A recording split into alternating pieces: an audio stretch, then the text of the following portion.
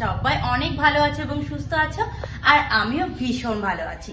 তো যারা যারা এই ভিডিওটা দেখছো তারা অবশ্যই লাইক, কমেন্ট, শেয়ার করবে, আর যারা যারা নিউ ভিউয়ার্স আমার চ্যানেলটাতে গিয়ে সাবস্ক্রাইব করে পাশে থাকা বেল বাটনটি প্রেস করে দেবে। তো আজকে তোমাদের সঙ্গে আমি শেয়ার করব আমার হোম ট্যুর। তো চলো স্কিপ না করে পুরো ভিডিওটা কন্টিনিউ দেখবে, আশা করছি ভিডিওটা দেখতে তোমাদের ভীষণ ভালো লাগবে। তো চলো এখান থেকে আমি স্টার্ট করছি ভিডিওটা। তো প্রথমেই তোমাদেরকে যেটা দেখাচ্ছি সেটা হচ্ছে আমাদের মেন গেট। যেহেতু আমার মা বাবা কেউ বাড়িতে থাকে না, আর এখন দিদির বিয়ে হয়ে গেছে, দিদিও থাকে না, সেই জন্য এই গেটটা আমাদের ইউজ করা হয় না। আমাদের হচ্ছে পেছনের গেট থেকে আমরা যাতায়াত করি। তো চলো দেখে নাও ভালো করে। এবার তোমাদের দেখাবো আমাদের ঠাকুর ঘর। তো চলো এবার তোমাদের ঠাকুর ঘরটা দেখাচ্ছি।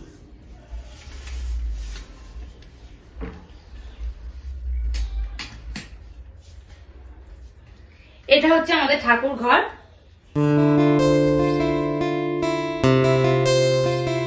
সমস্ত রকমের ঠাকুরই আমরা পুজো দিই এখানে, আর সকালে স্নান টান করে হয়ে গেছে, দেখে নাও একবার।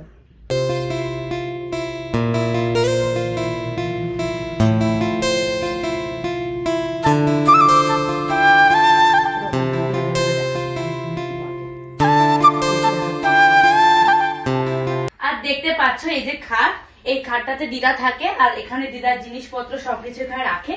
আর যেহেতু জানো যে আগেকার যুগের মানুষ, সেই জন্য আমাদের সঙ্গে কোনো কিছু মিলিয়ে রাখে না। আর এখন তোমাদের দেখাচ্ছি এই যে শোকেস।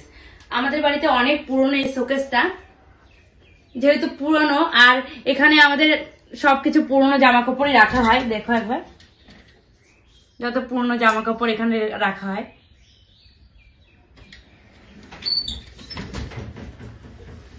আর এখানে আছে বেশ কিছু ঠাকুরের ছবি। তো চলো তোমাদেরকে একটু দেখাবো, তোমরা বুঝতে পারবে ঠিক।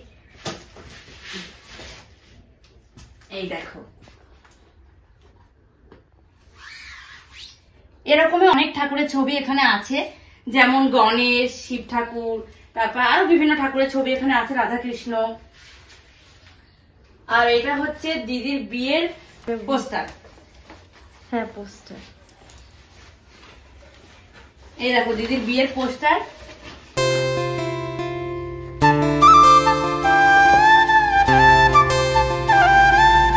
এটাকেও যত্ন করে তুলে রেখেছি।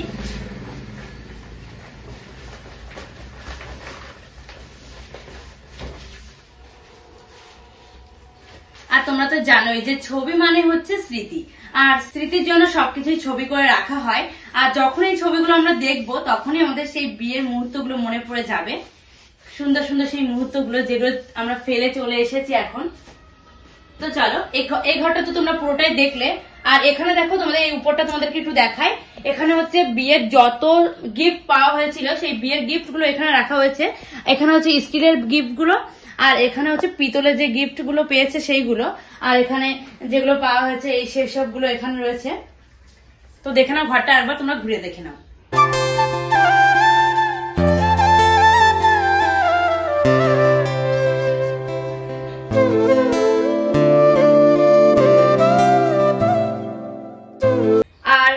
দেখতেই পাচ্ছ এই ঘরে কিন্তু নতুন কালার করা হয়েছে।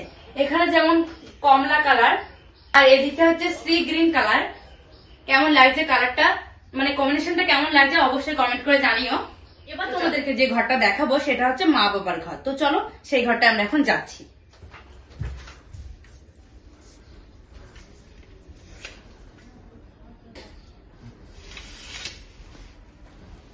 তোমরাও আসো। এটা হচ্ছে মা বাবার ঘর। মা বাবা থাকে না যেহেতু, সেই জন্য এই ঘরটা ফাঁকাই থাকে। আর এই ঘরটাও কালার করা হয়েছে, যেমন পিঙ্ক কালার, আর এপাশে হচ্ছে নেভি ব্লু কালার।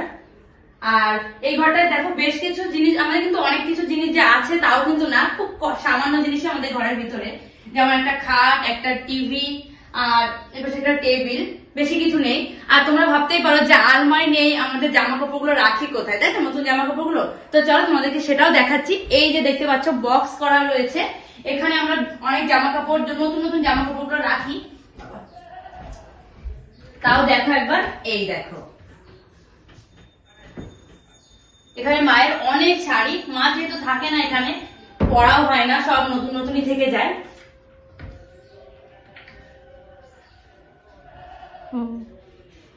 এরকম এরকম এই বক্স গুলো করা হয়েছে, ওই ঘরটাতে করা হয়নি, এখনো করা হবে।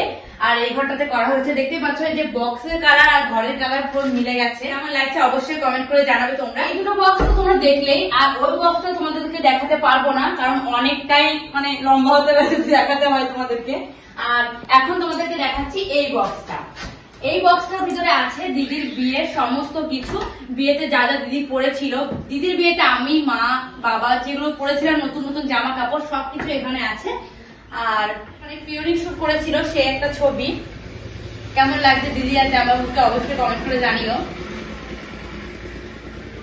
তো চলো ঘরটা ভালো করে ঘুরে দেখে নাও।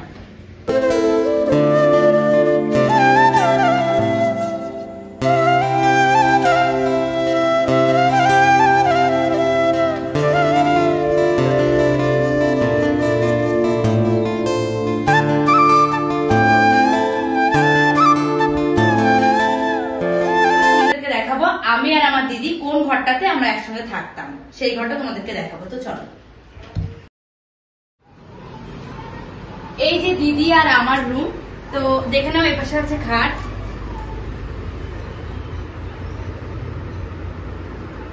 আর এটা হচ্ছে বেসিং, কারণ আমাদের এখনো রান্নাঘর হয়নি, বাইরের রান্নাঘর করা হবে, সেখানে এই বেসিংটা দেওয়া হবে। আর এই যে উপরে বক্স বানানো হয়েছে, এই ঘরটাতে বক্স বানানো হয়েছে রেড কালার এটা।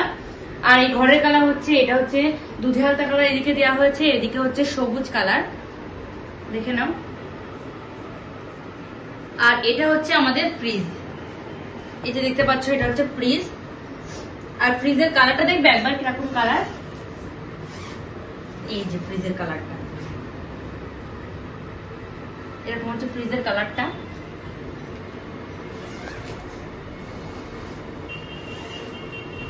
আর এখানে একটা মেশিনও আছে, মেশিনটা দেখো, এই যে মেশিন। আমাদের বাড়িতে কিন্তু কেউ সেলাইয়ের কাজ করে না। যদি টুকিটাকি জামা কাপড়ের হাতা লাগাতে হয় তাহলে আমরা বাড়িতেই হাতাটা লাগিয়ে নিই নিজেরা। চলো একবার ঘুরে দেখো এই ঘরটা।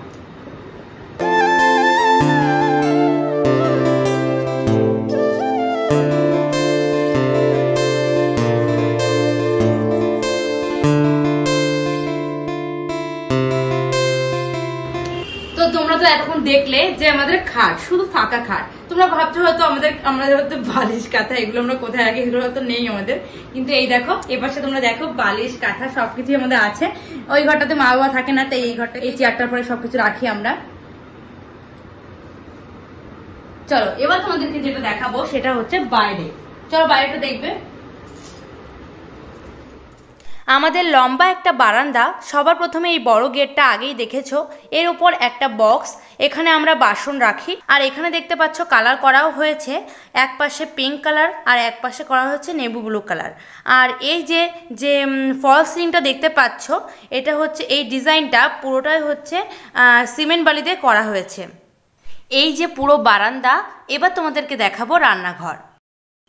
তো এই যে রান্নাঘর দেখতে পাচ্ছ, এখানেও কালার করা হয়েছে, এখানে কালার করা হয়েছে হলুদ কালার। আর হচ্ছে এই যে রান্নার জায়গা, এখানে হচ্ছে গ্যাসে রান্না করা হয়, এখানে একটা মিক্সার মেশিন আছে। আর হচ্ছে এই যে দেখতে পাচ্ছ একটা ডাইনিং টেবিল, আর সামনে কিছু বাসন রাখা আছে। আর এই যে টেবিলটা দেখতে পাচ্ছ, এটা কিন্তু কাচের টেবিল, খুব সুন্দর লাগে আমার। তোমাদের কেমন লাগছে অবশ্যই কমেন্ট করে জানাবে। আর এই যে সিঁড়ি দেখতে পাচ্ছ, এটা হচ্ছে ছাদে যাওয়ার সিঁড়ি, এখনো কমপ্লিট হয়নি, এখানে পাথর বসানো হবে। এই যে ভিতরের বাথরুম, একটা ইউজ করা হয়, একটা এখনো ইউজ করা হয়নি, কারণ এখনো গিজার কেনা বাকি, একটু পাইপ লাইনের কাজ বাকি, তো সেই জন্য এখনো ইউজ করা হয়নি। আর এটা হচ্ছে বাইরের বাথরুম। আর ওই যে দেখতে পাচ্ছ কল। তো আজকে তো আমি হোম ট্যুর করে দেখালাম, তো তোমাদের কেমন লাগলো অবশ্যই কমেন্ট করে জানিও। ভালো লাগলে অবশ্যই লাইক কমেন্ট শেয়ার করো, সাবস্ক্রাইব করতে কিন্তু একদমই ভুলবে না। তো ভালো থেকো, সুস্থ থেকো, সাবধানে থেকো, আর অপেক্ষায় থেকো নতুন আরেকটু ব্লগের জন্য। তো আজকের মতো সবাইকে বাই বাই।